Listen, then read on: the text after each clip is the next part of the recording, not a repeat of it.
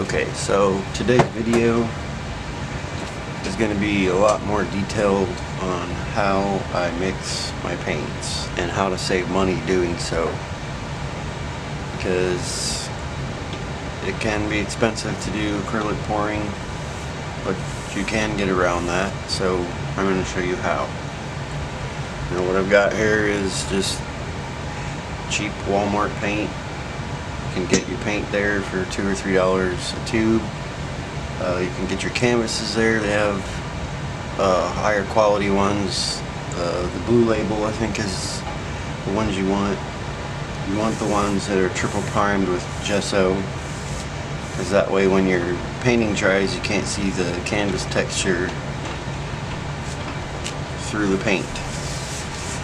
So the hardest part about this is getting the consistency right, and if you're just beginning, it's kind of hard. So the best thing to do is to buy some ready to pour paint on Amazon, which is this, the Arteza ready to pour. What I do is I put it in a cup and I compare the consistency.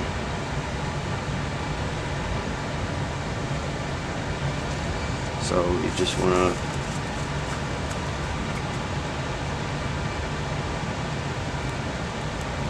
pour it in your cup and compare.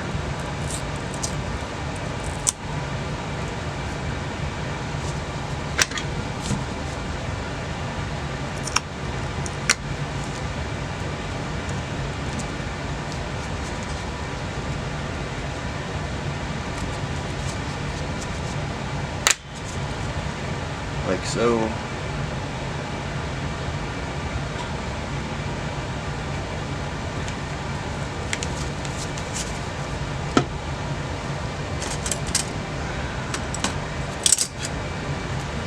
So you just take your paint in your cup, get it in your spoon, and let it spill in. It's about the consistency of warm honey. It's not mounding on top of the paint, it's just disappearing almost instantly. That is just the right consistency. Now, I use Floetrol and water to mix mine. And I use this to kind of strain the air bubbles and any extra stuff you might have in the Floetrol. Now you want to put your Floetrol in first. It's usually 1 part paint, 2 to 3 parts Floetrol. Just depends on how much paint you're going to use.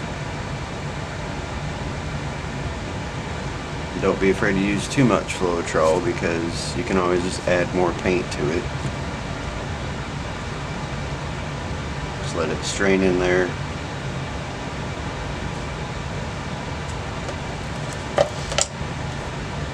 See, and there's like almost no air bubbles in that, so that's good.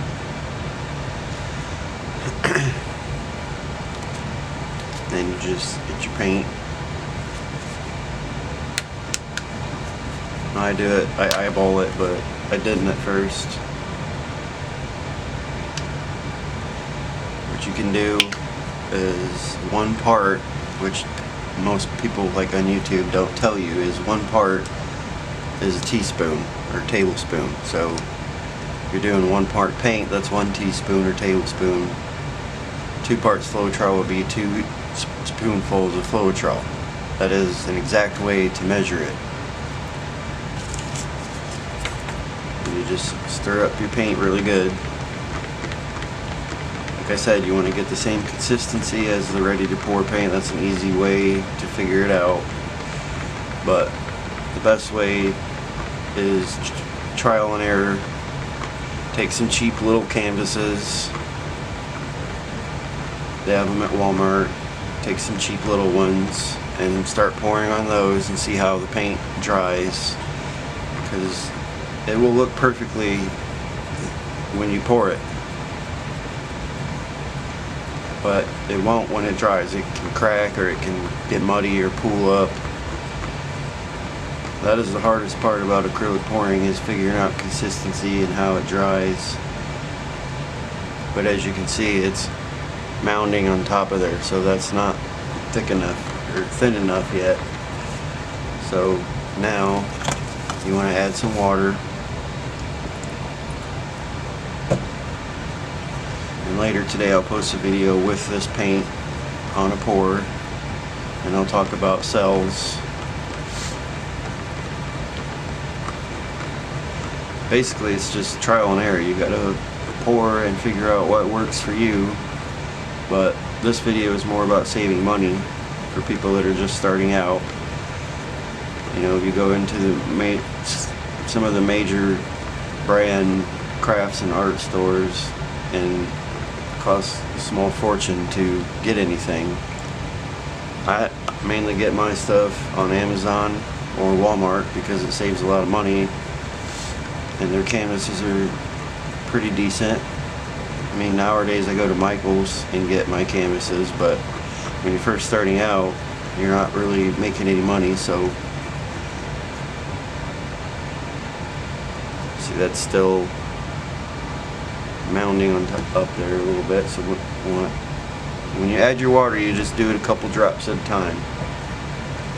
I mean, even if you mess up and get too much, you can add more paint. You can also buy mixing mediums. Like if you want it to be glossy, there's gloss mixing mediums. There's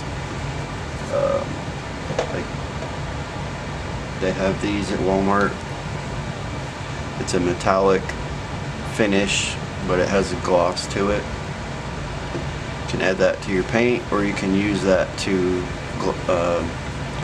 kind of varnish it when it's done. Gives it like a shiny, glittery, reflective coat.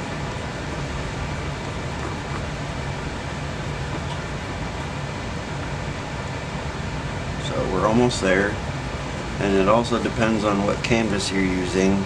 You know, what kind of thickness you want. There's different kinds of canvases. There's some that are made for pouring that are really smooth and more layered.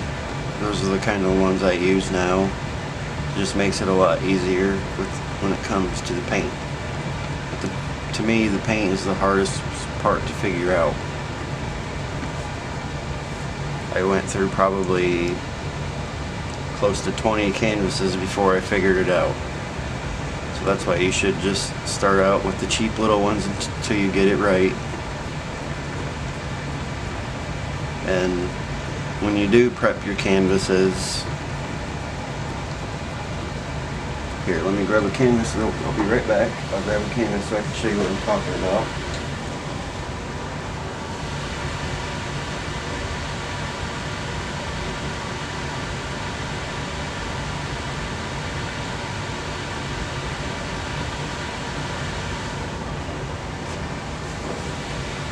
So this is one of the just little cheap Walmart canvases that I use. Now what you want to do is you want to take a water spray bottle and spray the back of the canvas. You don't have to soak it, but just get it in there, try to rub it in, try to get it down in the creases, because you want your canvas to be tight. It needs to sound like a drum, and this is kind of loose. You can push it up and down. What the water does is it stretches the canvas to the frame and makes it tight. So you need to let the water dry. You can use a blow dryer to help dry it. And then what I do is I take these thumbtacks and I put them in the corners and I tap them in with a little hammer. What that does is it lifts the canvas a little bit up off your desk. You can use painting pyramids,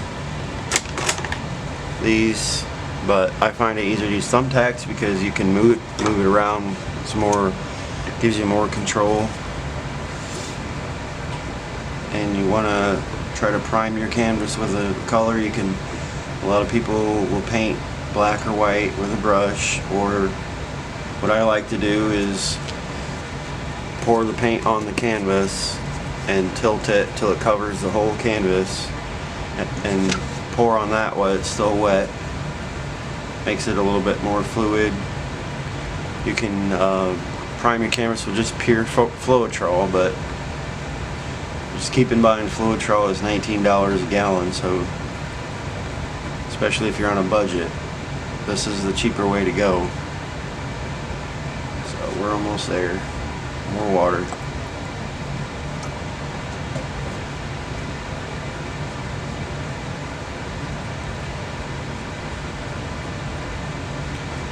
And you want to try to mix your paint the day before, because it gives that time, the Floetrol and the water and the paint, to set with each other. What I usually do is I mix them up in bottles like this the day before, or if you can't afford those, I got these at Walmart for $1, just water bottles, and I mix up a bunch of paint in it. Or they have these ones on Amazon that are pretty cheap. It makes it a lot easier. You just need to take a day where you're just mixing paints, because it takes a while.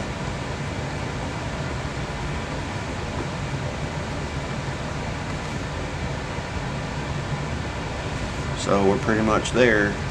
A little bit more water.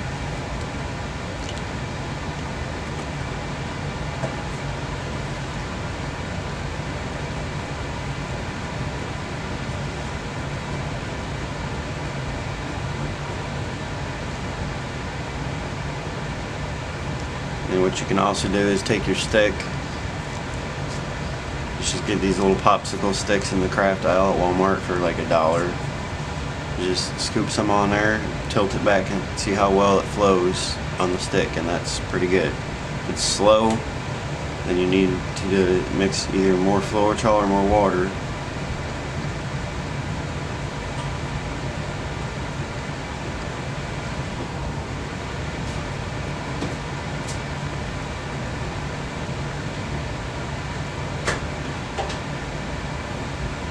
And there you go. That is how I mix my paint.